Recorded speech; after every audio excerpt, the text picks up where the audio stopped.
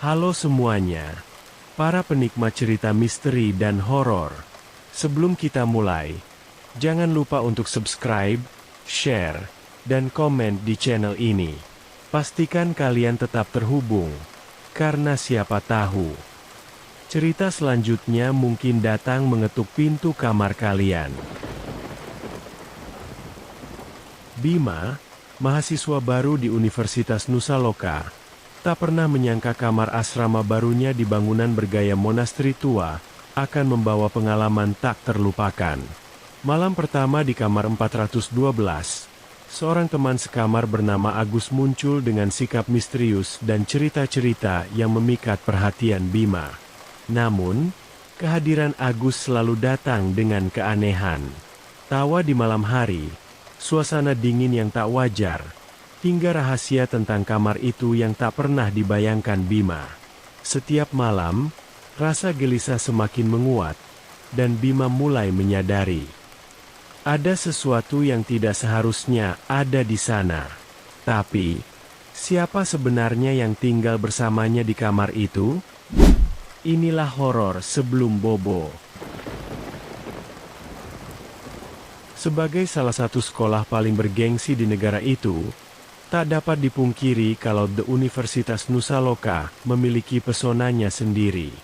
Berlokasi di wilayah pegunungan yang cukup terpencil dari hiruk-pikuk suasana perkotaan, Nusa Loka menawarkan pengalaman yang berbeda bagi para murid yang sedang menuntut ilmu di kampus tersebut. Tak hanya mendapatkan pengalaman untuk belajar di sebuah bangunan besar bergaya kolonial yang merupakan bangunan utama kampus, para murid juga diharuskan tinggal di asrama yang bangunannya menyerupai monasteri abad pertengahan. Dengan bangunan-bangunan kampus yang catnya sudah memudar dan hampir sebagian besar ditutupi tanaman merambat, siapapun dapat dengan mudah menebak kalau Universitas Nusa Loka telah berdiri sejak berabad-abad yang lalu.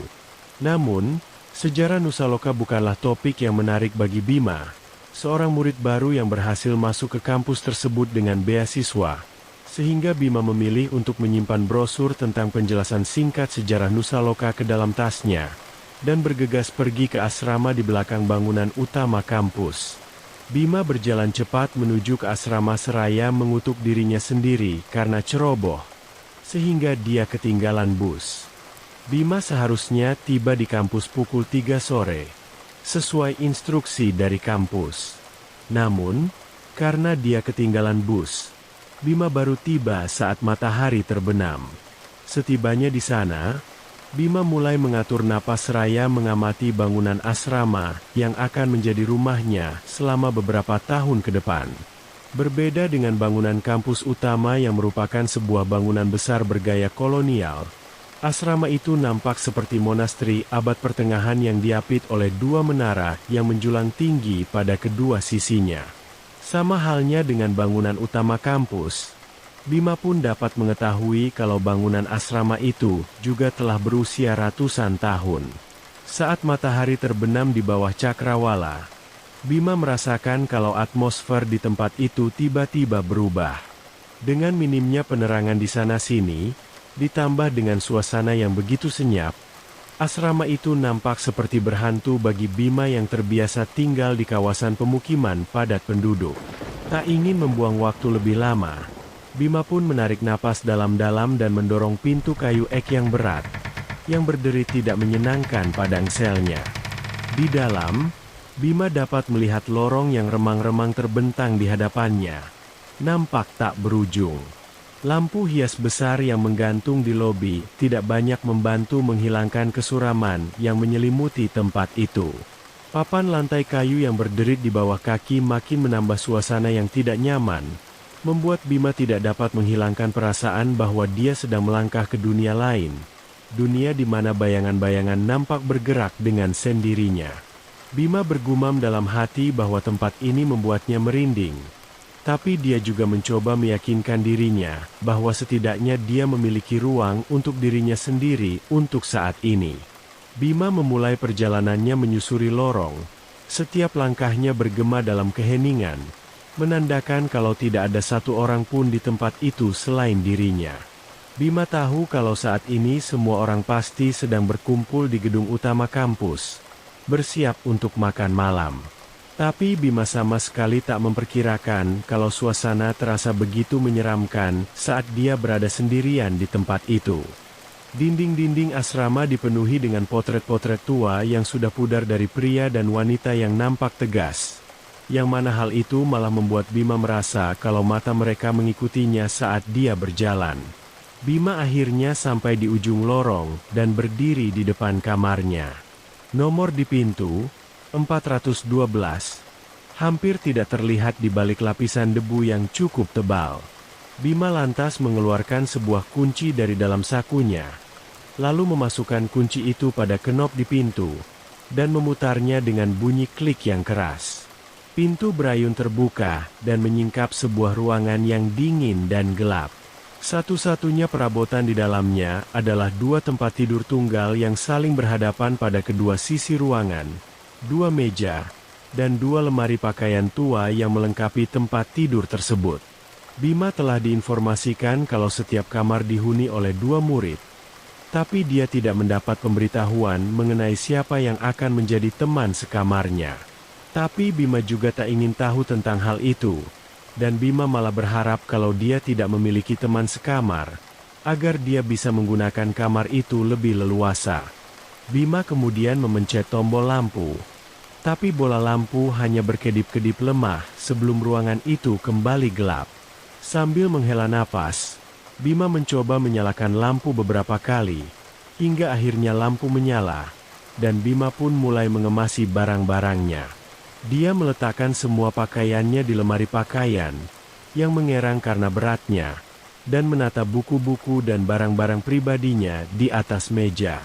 Bima juga menempelkan beberapa poster di dinding, berharap untuk menambahkan sentuhan kehangatan ke ruangan yang tadinya suram. Saat Bima membereskan kamar dan merapikan barang-barangnya, matahari telah terbenam sepenuhnya, dan ruangan itu menjadi semakin dingin. Bima lantas mengeluarkan ponselnya dan memeriksa waktu. Pukul 9 malam. Pantas saja dia merasa lapar. Mengetahui kalau dia tidak mendapat jatah makan malam sebagai hukuman karena datang terlambat, Bima pun mengambil roti dari dalam tasnya. Untung saja, Bunda tercinta memberikan beberapa potong roti dan sebuah apel sebagai bekal selama perjalanan menuju ke kampus, sehingga malam itu Bima tidak kelaparan. Saat sedang menikmati rotinya, Bima dapat mendengar suara-suara dari balik dinding, meskipun samar, yang menandakan kalau para murid telah kembali ke asrama untuk beristirahat. Bima menunggu selama beberapa waktu, bertanya-tanya apakah teman sekamarnya akan datang. Namun, jika dilihat dari tempat tidur lainnya yang tertata rapi, seolah-olah tidak pernah ditempati untuk waktu yang lama, Bima berasumsi kalau dia tidak memiliki teman sekamar. Apalagi dia juga tidak melihat barang-barang lainnya di atas meja, walaupun dia tidak tertarik untuk melihat ke dalam lemari. Bima sebenarnya tak ingin memikirkan lebih jauh mengenai hal itu, tapi di sisi lain, dia merasa sedikit lega jika dia memang tidak memiliki teman sekamar. Beberapa waktu kemudian, hampir tengah malam, Bima baru saja akan merangkak ke tempat tidur ketika dia mendengarnya. Suara sayup-sayup dari jam yang menunjukkan pukul 12. Bunyi lonceng itu terdengar jauh dan menakutkan, bergema di tengah keheningan. Di waktu yang bersamaan, pintu itu berderi terbuka, dan seseorang nampak melangkah masuk ke dalam kamar. Jantung Bima berdegup kencang saat ia menoleh dan melihat seorang pria muda berdiri di ambang pintu.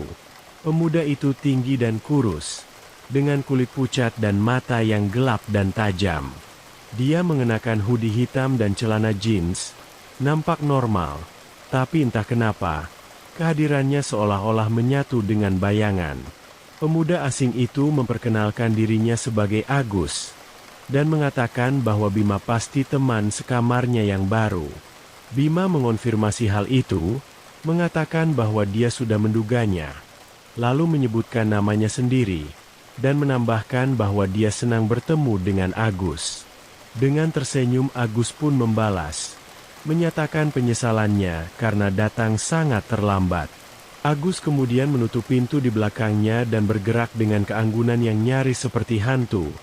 Nyaris tidak mengeluarkan suara sedikit pun saat dia melintasi ruangan. Dia meletakkan tas ransel kecil di atas tempat tidur, dan mulai mengeluarkan barang-barangnya dari dalam tas dengan gerakannya sangat rencana dan tepat. Penasaran dengan kebiasaan Agus, Bima pun bertanya apakah dia selalu tiba di tengah malam. Agus menoleh sambil tersenyum tipis, menjelaskan bahwa ia merasa lebih mudah bergerak di malam hari saat suasana tidak terlalu ramai dan lebih tenang. Bima mengangguk paham, meskipun dia tidak bisa menghilangkan perasaan bahwa ada sesuatu yang aneh dengan teman sekamar barunya. Bima memutuskan untuk membiarkannya untuk saat ini, dan naik ke tempat tidur, lalu menarik selimut sampai ke dagunya. Agus terus membongkar barang-barangnya dalam keheningan, dan tak lama kemudian, satu-satunya suara yang terdengar adalah detak jam tua di dinding. Saat Bima berbaring di sana, matanya tiba-tiba menjadi berat, dan dia tidak bisa menahan perasaan gelisah.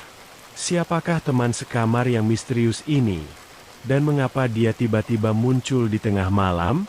Pertanyaan-pertanyaan itu berputar-putar di benaknya, hingga dia akhirnya benar-benar terlelap.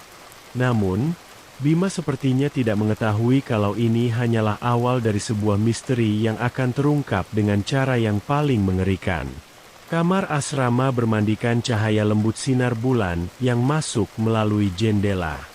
Bayangan nampak menari-nari di dinding, seakan-akan memberikan kehidupan pada benda mati. Bima sedang tertidur lelap ketika sesuatu menggugahnya untuk bangun.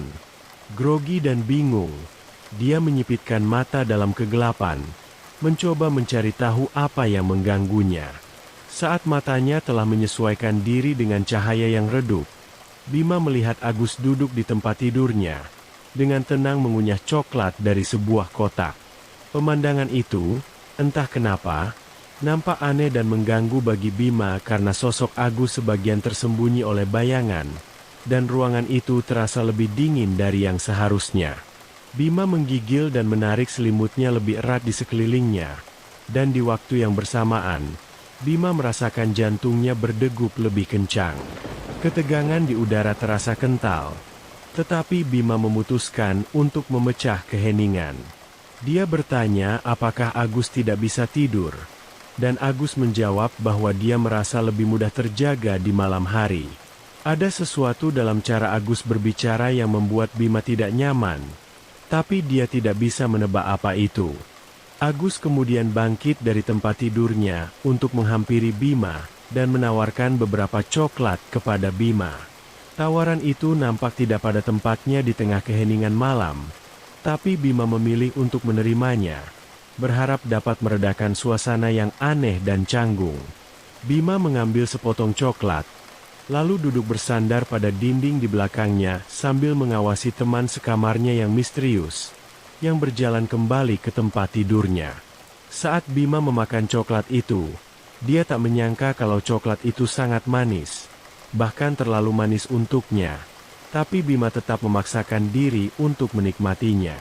Di sisi lain, Agus terus makan dalam keheningan, tapi Bima tak dapat melihat wajahnya karena tertutupi oleh bayangan.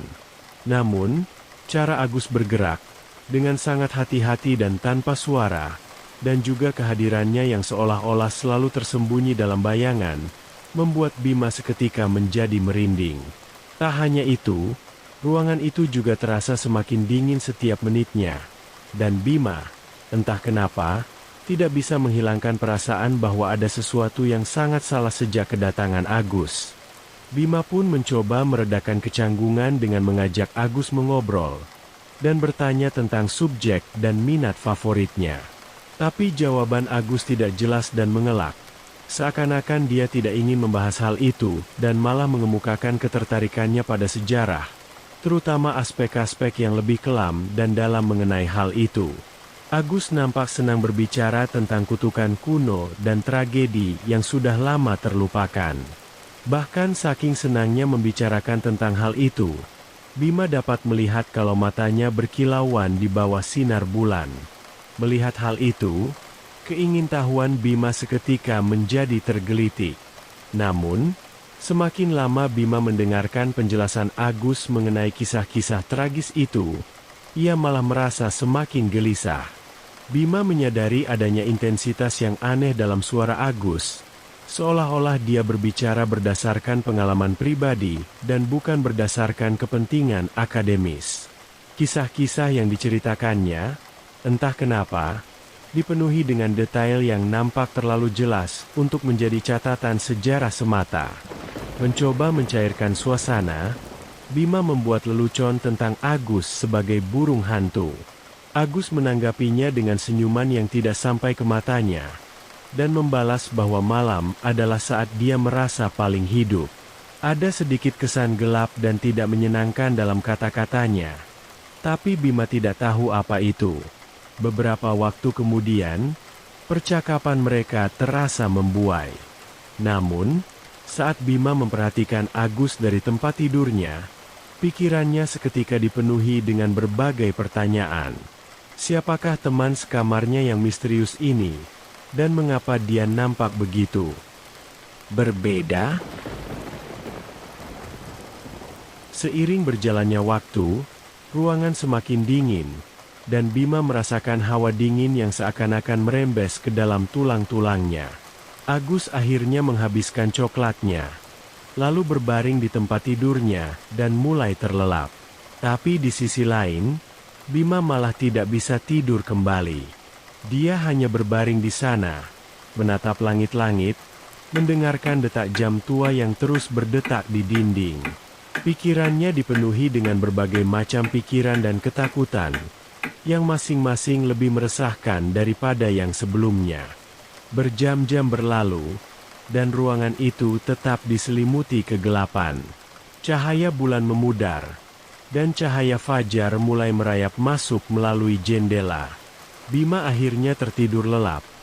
Mimpinya dihantui oleh sosok-sosok bayangan dan bisikan-bisikan. Ketika dia terbangun, kamarnya kosong. Tempat tidur Agus nampak tertata rapi, dan Bima tak menemukan tanda-tanda keberadaan teman sekamarnya yang misterius dimanapun. Bima duduk, mengucek-ngucek matanya, dan bertanya-tanya apakah kejadian malam itu hanyalah mimpi yang aneh. Namun, kotak coklat kosong di tempat tidur Agus mengatakan sebaliknya. Perasaan gelisah itu terus berlanjut saat Bima bersiap-siap untuk memulai hari. Dia tidak dapat menghilangkan perasaan bahwa ada sesuatu yang sangat tidak benar, dan dia memutuskan untuk mencari tahu lebih banyak tentang Agus, teman sekamarnya yang penuh teka-teki. Bima sebenarnya bisa saja menanyakan hal itu kepada kepala asrama atau teman-temannya yang lain di asrama, tapi Bima tak ingin dianggap terlalu ingin tahu mengenai kehidupan pribadi orang lain, sehingga dia memutuskan untuk mencari tahu dengan caranya sendiri.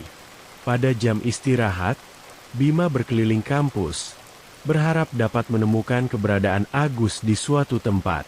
Namun, kampus itu terlalu besar, dan beberapa bagian dari bangunan utama kampus tak dapat diakses oleh murid baru seperti Bima. Apalagi pihak kampus juga menerapkan aturan yang ketat mengenai hal itu.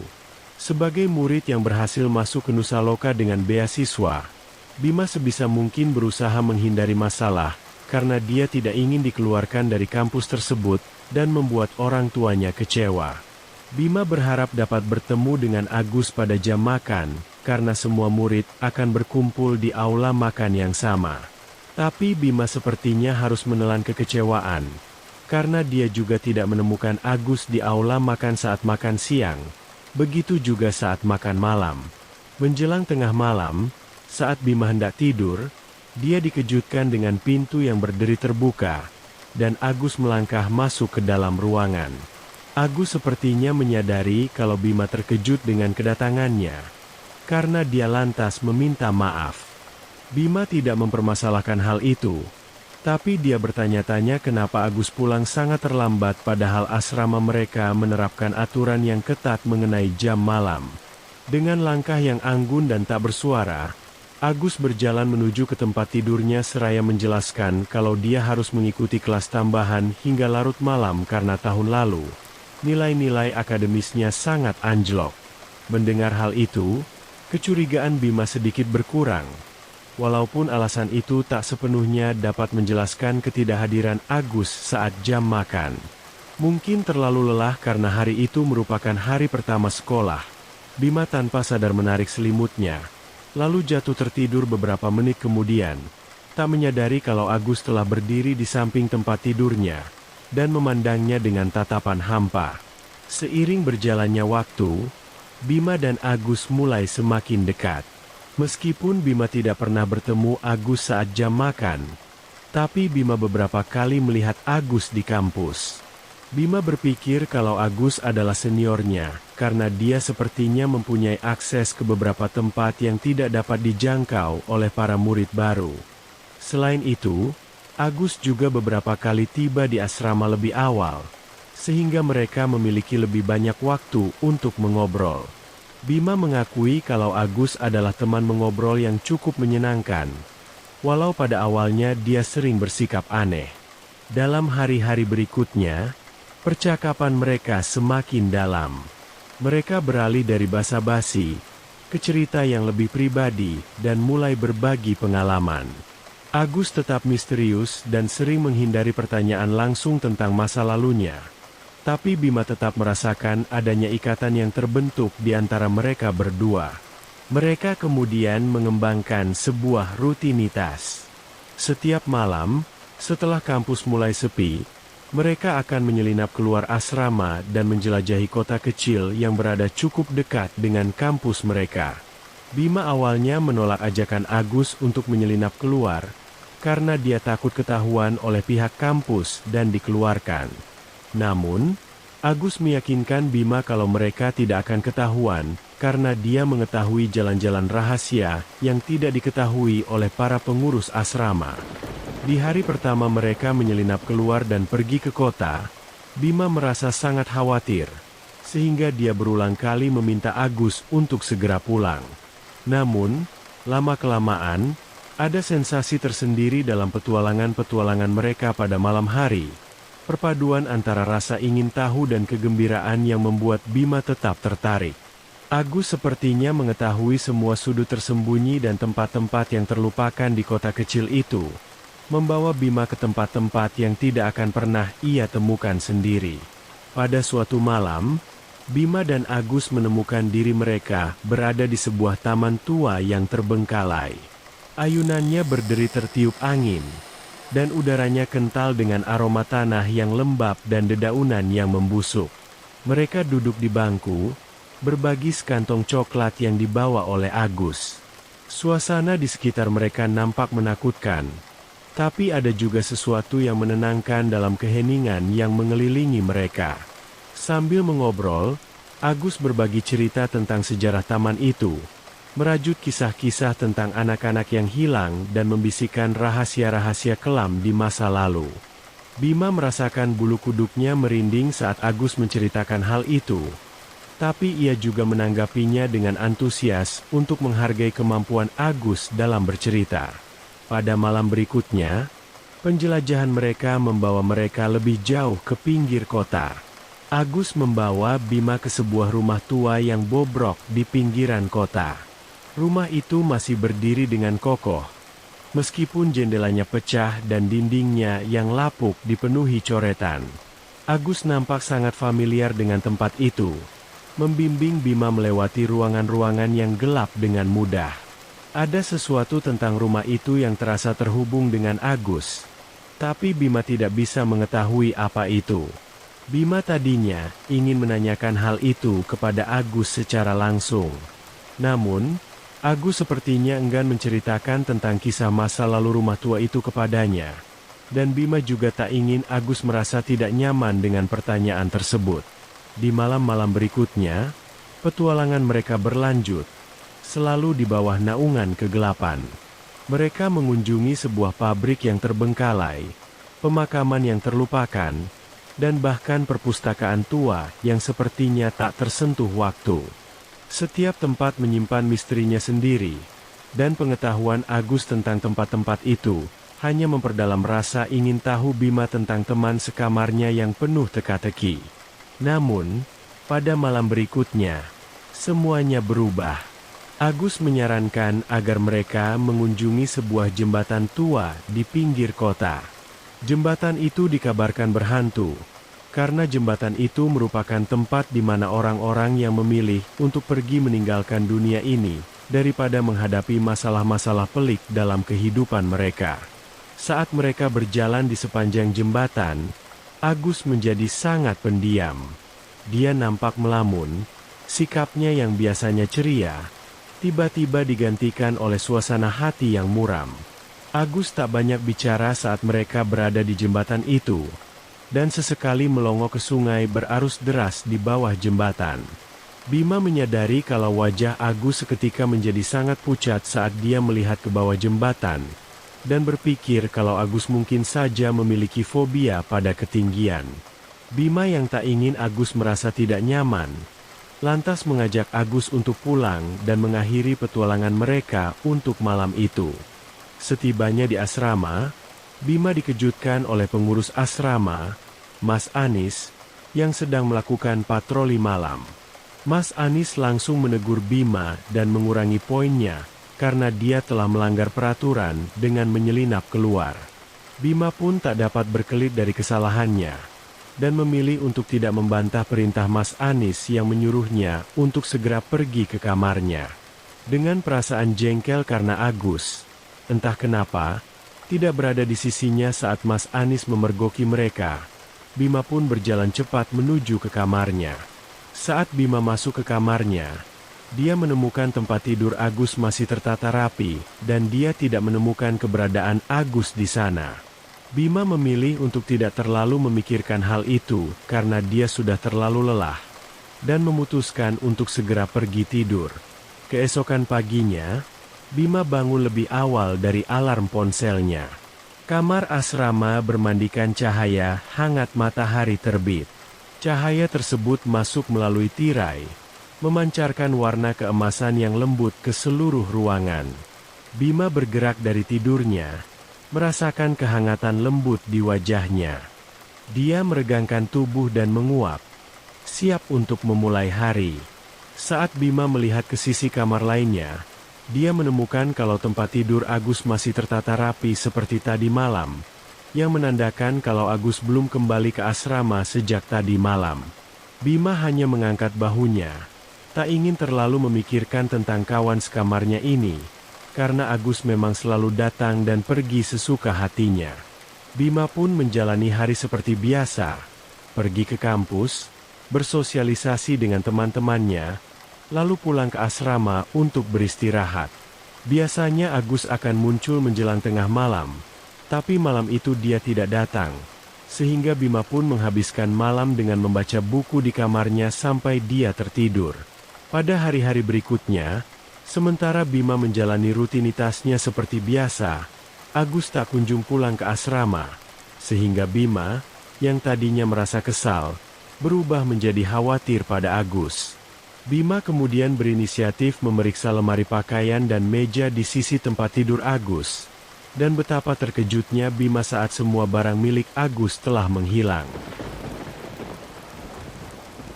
Anehnya, tak ada tanda-tanda kalau semua barang itu telah dipindahkan karena Bima menemukan kalau lemari sangat berdebu, seolah-olah tak pernah digunakan untuk waktu yang lama. Bima pun mencari di seluruh ruangan, mencoba mencari petunjuk tentang Agus dan kemana dia pergi, tapi semuanya nihil. Dengan perasaan bingung dan khawatir, Bima pun memeriksa ponselnya. Dia menelusuri galeri foto, mencari foto-foto dari petualangan malam di kota kecil itu.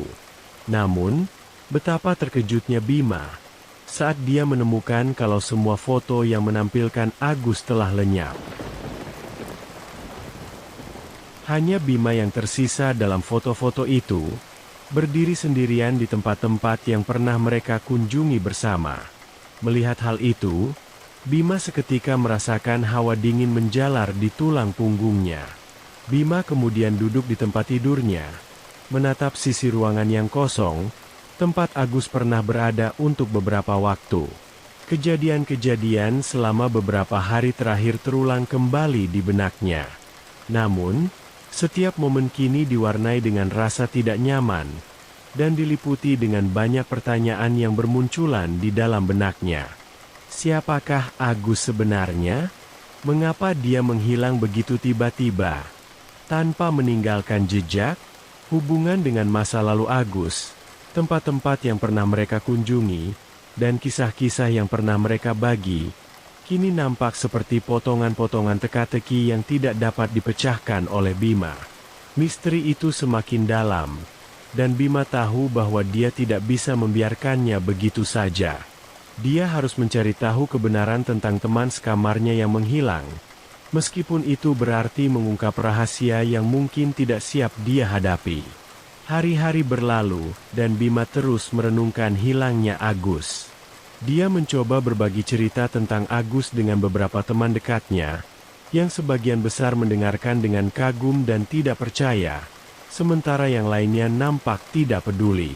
Bima juga bertanya ke sekeliling asrama, tapi tidak ada yang mengenal Agus, seolah-olah Agus tidak pernah ada. Suatu pagi, ketika Bima sedang mencari petunjuk di kamarnya, ia menemukan sebuah foto tua yang terselip di bawah kasur Agus. Foto itu adalah foto Agus yang sudah pudar, nampak persis seperti sekarang, tapi tanggal di belakang foto itu menunjukkan kalau foto itu diambil hampir 7 tahun yang lalu. Tangan Bima seketika menjadi gemetar saat memegang foto itu, sementara dia berusaha mencari-cari penjelasan yang masuk akal di dalam benaknya.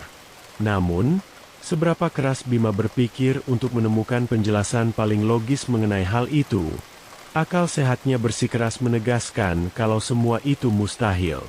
Bagaimana mungkin Agus terlihat sama setelah 7 tahun? Pikiran Bima dipenuhi dengan berbagai kemungkinan, yang masing-masing lebih meresahkan daripada yang sebelumnya. Apakah selama ini dia tinggal di kamar ini bersama sesosok hantu? Apakah ini semacam lelucon yang rumit? Pertanyaan-pertanyaan itu berputar-putar di benaknya, menciptakan badai kebingungan dan ketakutan. Mengetahui kalau ia membutuhkan jawaban, Bima pun memutuskan untuk bertanya kepada Mas Anis, berharap bahwa mungkin Mas Anis dapat memberikan penjelasan tentang hilangnya Agus secara misterius dan juga foto yang menakutkan itu. Suasana di kantor pengurus asrama terasa tegang. Kertas-kertas dan catatan-catatan lama nampak berantakan, menambah kesan kekacauan dan misteri. Bima duduk dengan gugup di seberang Mas Anis, sambil memegangi foto yang dia temukan di kasur Agus. Pikirannya dipenuhi dengan pertanyaan dan ketakutan.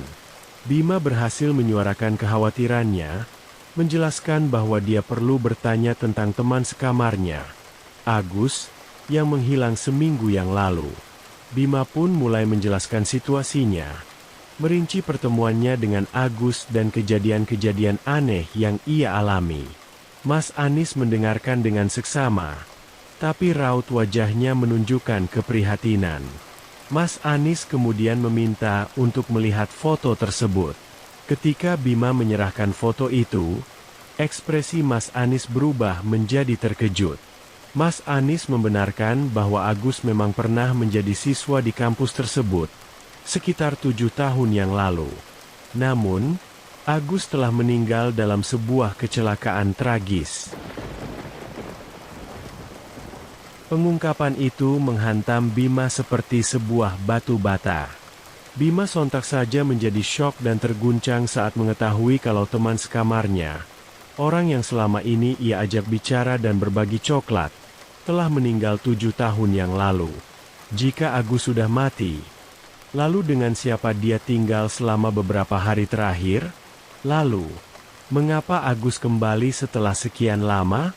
Pengungkapan bahwa tidak ada seorang pun yang pernah tinggal di kamar itu sejak kematian Agus menambahkan lapisan kengerian lainnya. Bima adalah penghuni pertama dalam 7 tahun terakhir. Mas Anis kemudian menjelaskan bahwa Agus adalah seorang siswa yang cerdas dan sangat menyukai sejarah. Dia telah meninggal dalam kecelakaan mobil di sebuah jembatan pada larut malam.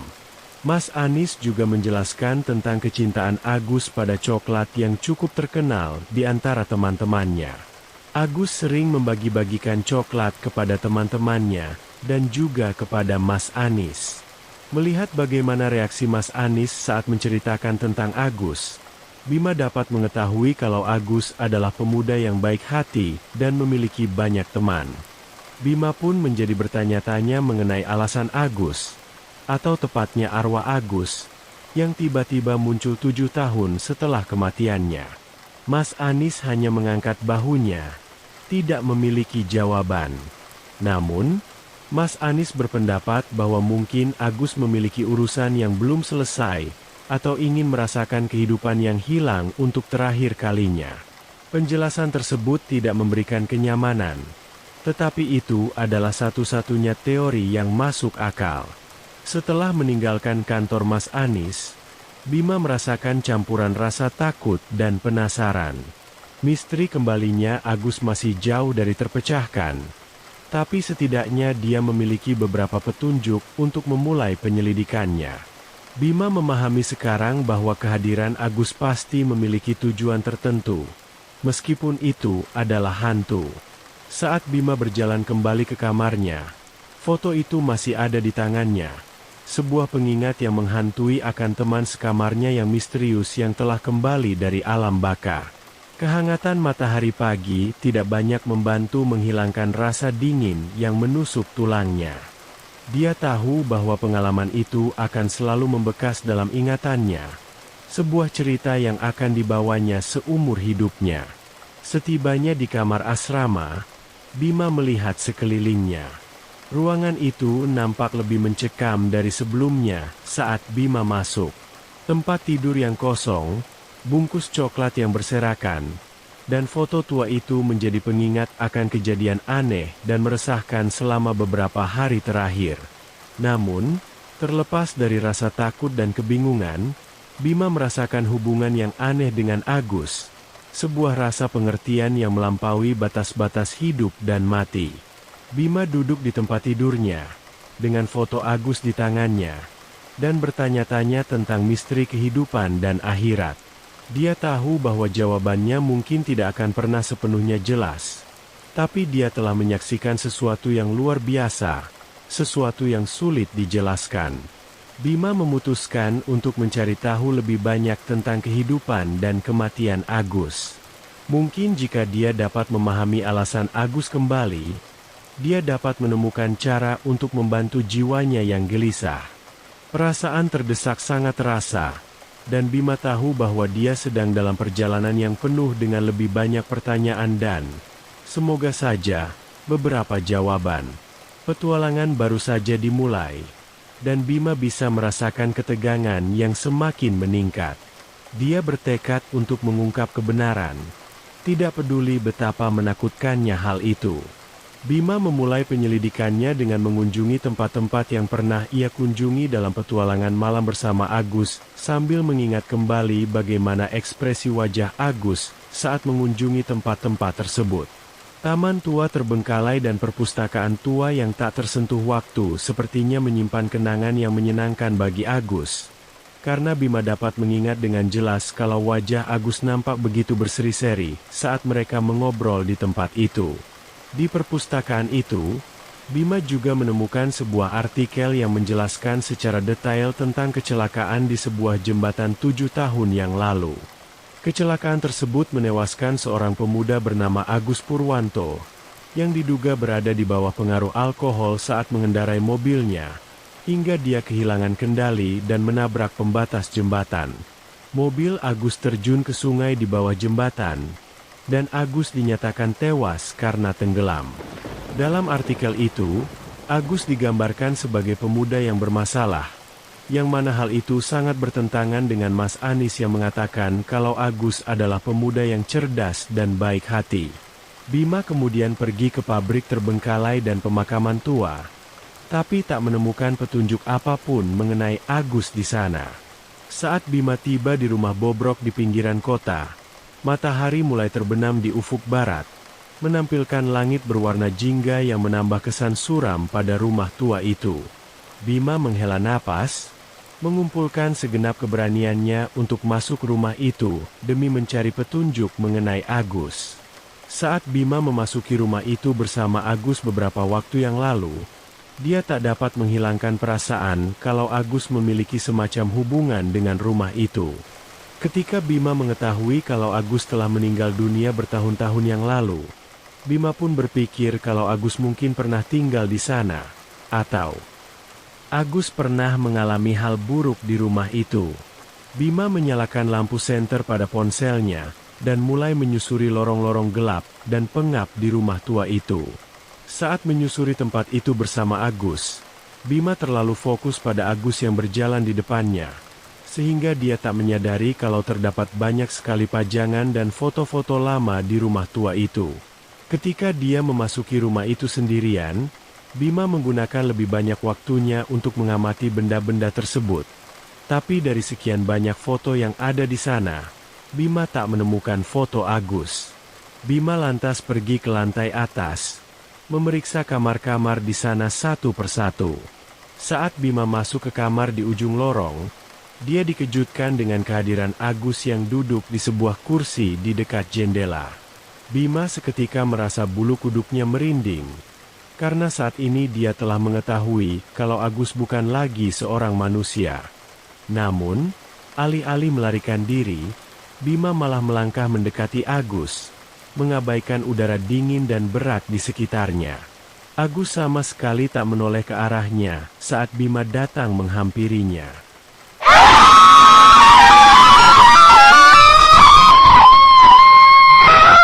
Dia hanya memandang keluar jendela dengan tatapan hampa. Meskipun rasa takut merayapinya, Bima berusaha mengerahkan segenap keberaniannya untuk bertanya pada Agus mengenai insiden yang membuatnya kehilangan nyawa. Agus masih terdiam, walau kini dia telah mengalihkan fokusnya pada Bima. Agus kemudian mengisyaratkan kepada Bima untuk melihat keluar jendela, dan saat Bima melakukan hal itu, dia menyadari kalau dia dapat melihat jembatan itu dari ruangan tersebut. Namun setelah itu, Bima tiba-tiba merasakan ruangan itu berputar dan lantai di bawah kakinya bergetar hebat seolah-olah akan runtuh. Saat situasi menjadi lebih tenang, secara mengejutkan, Bima melihat beberapa pemuda di dalam ruangan itu, sementara di luar nampak hujan deras. Bima segera saja mengenali salah satu dari para pemuda itu, yang tak lain adalah Agus. Agus nampak sedang nongkrong bareng teman-temannya di rumah tua itu. Bima berpikir kalau dia mungkin kembali ke masa lalu, karena saat ini kehadirannya tak diketahui oleh mereka. Seolah-olah dia adalah hantu. Sama seperti penjelasan dari Mas Anis, Agus memang sangat menyukai coklat, dan Bima dapat mengetahui kalau Agus juga senang berbagi coklat dengan teman-temannya. Bima tak dapat mendengar percakapan mereka. Tapi Agus nampak bahagia, dan teman-temannya juga nampak tulus. Tak lama kemudian, Agus nampak mengatakan sesuatu pada teman-temannya, lalu meninggalkan ruangan. Bima pun bergegas mengikuti Agus yang masuk ke mobilnya, bersiap untuk pergi. Di tengah jalan, saat Agus mengendarai mobilnya menuju ke jembatan itu, dia tiba-tiba mencengkeram dadanya dengan begitu kuat, dan Bima mengetahui kalau Agus mulai kesulitan bernapas. Bima berusaha menolong Agus, tapi penampilan hantunya membuat Bima tak dapat menyentuh Agus. Saat mereka mencapai jembatan, Agus mulai kehilangan kendali, hingga ia akhirnya tak sadarkan diri. Di sisi lain, Bima nampak begitu panik, karena dia tidak dapat melakukan apapun untuk menolong Agus atau menghentikan mobil itu. Bima hanya bisa berteriak histeris saat mobil Agus menabrak pagar pembatas jembatan dan terjun ke sungai. Bima kemudian menemukan dirinya jatuh terduduk dengan napas tersengal-sengal dan bermandikan keringat. Bima melihat ke sekelilingnya dan menyadari kalau dia masih berada di ruangan itu. Tapi kini tak ada siapapun di sana selain dirinya.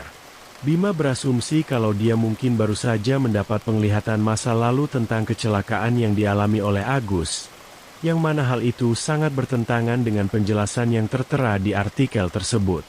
Dari apa yang Bima lihat dari penglihatan tersebut, Agus mengalami serangan jantung saat sedang mengendarai mobilnya. Namun, Bima belum mengetahui Mengapa arwah Agus masih gelisah? Seolah-olah dia memiliki urusan yang belum selesai di dunia ini. Bima kemudian mencari tahu lebih banyak tentang Agus di kampus. Tapi tak ada yang benar-benar mengenal Agus selain Mas Anis. Teman-teman Agus sudah lulus dari kampus beberapa tahun yang lalu. Sementara para dosen hanya mengenal Agus sebagai murid yang cerdas dan tidak pernah bermasalah. Mereka sangat menyesali kematian Agus yang begitu mendadak. Padahal kala itu, Agus sebentar lagi akan lulus kuliah. Bima menghela napas, berpikir kalau penyelidikannya menemui jalan buntu. Bima kembali teringat perkataan Mas Anis yang berpendapat kalau Agus mungkin ingin merasakan kehidupannya yang hilang sekali lagi. Sehingga dia kembali ke kamar itu dan muncul di hadapan Bima. Tapi kenapa sekarang? Setelah hampir 7 tahun kematiannya, Bima terkesiap dan menyadari kalau dia adalah orang pertama yang menempati kamar nomor 412 setelah hampir 7 tahun berlalu. Setelah kematian Agus, kamar 412 dibiarkan kosong. Tapi tahun ini, pihak kampus, entah apa alasannya, memilih untuk menempatkan Bima di kamar tersebut, kamar yang menjadi tempat tinggal Agus beberapa waktu sebelum kematiannya. Saat Bima masuk ke kamarnya, dia mencium aroma coklat yang manis, meskipun samar-samar. Kamar itu bermandikan cahaya matahari senja, memancarkan kehangatan yang lembut. Entah kenapa, tubuh Bima merasa ringan, seolah-olah apapun yang membebani pundaknya selama ini telah lenyap. Bima berpikir kalau ini merupakan pertanda untuk mengakhiri penyelidikannya tentang Agus. Sekalipun Bima belum mendapatkan jawaban apapun. Bima kemudian duduk di tempat tidur Agus dan merasakan kehangatan yang menenangkan. Padahal sebelumnya, sisi ruangan itu terasa begitu dingin. Bima menyesali kepergian Agus yang begitu mendadak. Padahal dia ingin menanyakan beberapa hal pada Agus. Tapi di sisi lain, Bima juga merasa lega karena Agus akhirnya bisa beristirahat dalam kedamaian yang abadi. Bima kemudian memeriksa kalender. Dia menyadari kalau besok adalah hari peringatan kematian Agus yang ke-7 tahun. Secara kebetulan, besok adalah hari libur. Sehingga Bima memutuskan untuk mengunjungi makam Agus yang berlokasi di kota sebelah. Singkat cerita, Bima tiba di makam Agus sambil membawa seikat bunga dan juga sekotak coklat. Secara tak terduga, Bima bertemu dengan seorang pria bernama Kevin yang dia kenali sebagai salah satu teman dekat Agus yang ia lihat saat ia mendapatkan penglihatan tersebut. Kevin rupanya juga datang untuk mengunjungi makam Agus, dan dia nampak terkejut saat Bima membawa sekotak coklat, yang rupanya coklat itu kesukaan Agus. Namun, yang membuat Kevin semakin terkejut adalah saat Bima berkata kalau dia berkuliah di Universitas Nusa Loka dan menempati kamar 412. Kevin kemudian mengungkapkan kalau pihak kampus tak pernah menutup kamar 412 setelah kematian Agus. Tapi para murid baru yang menempati kamar itu memilih untuk pindah karena mereka berpikir kalau kamar itu berhantu. Meskipun mereka tidak mengalami kejadian supranatural yang mengerikan, tapi kehadiran arwah Agus di kamar itu membuat mereka merasa gelisah terus-menerus. Berdasarkan itu, Bima pun berasumsi kalau arwah Agus mungkin hanya ingin berteman dengan siapapun yang menempati kamar itu, dan orang pertama yang bersedia untuk mendengarkan kisah-kisahnya dan berteman dengannya, tak lain adalah Bima. Setelah mendengarkan pengalaman-pengalaman supranatural yang dilalui oleh Bima, yang terkait dengan arwah Agus, Kevin pun berterima kasih pada Bima, karena Bima telah mewujudkan keinginan terakhir Agus sebelum meninggal dunia. Kevin mengungkapkan kalau di malam Agus mengalami kecelakaan, Agus berkata pada teman-temannya kalau dia akan mengajak mereka berkeliling kota kecil itu. Tapi naas, Agus kehilangan nyawanya malam itu juga. Dan arwahnya pun menjadi gelisah karena keinginannya belum terwujud. Bertahun-tahun setelah kematiannya, Agus mungkin mencoba meminta tolong pada para penghuni kamar yang menempati kamar itu. Tapi mereka malah ketakutan dan pergi. Hingga akhirnya Bima datang dan memilih untuk tetap tinggal. Bahkan Bima juga menyempatkan waktu untuk menyelidiki tentang Agus dan mengunjungi makamnya. Yang mana hal itu menandakan kalau Bima benar-benar tulus. Sebelum pergi, Kevin memberikan kartu namanya pada Bima dan berharap kalau mereka dapat bertemu kembali lain waktu untuk mengenang Agus. Bima kemudian meletakkan bunga dan kotak coklat itu di dekat batu nisan Agus seraya berdoa untuk kedamaian Agus di alam baka. Misteri tentang Agus telah menjadi bagian dari kehidupan Bima. Sebuah bab yang cukup mengerikan sekaligus sangat menarik.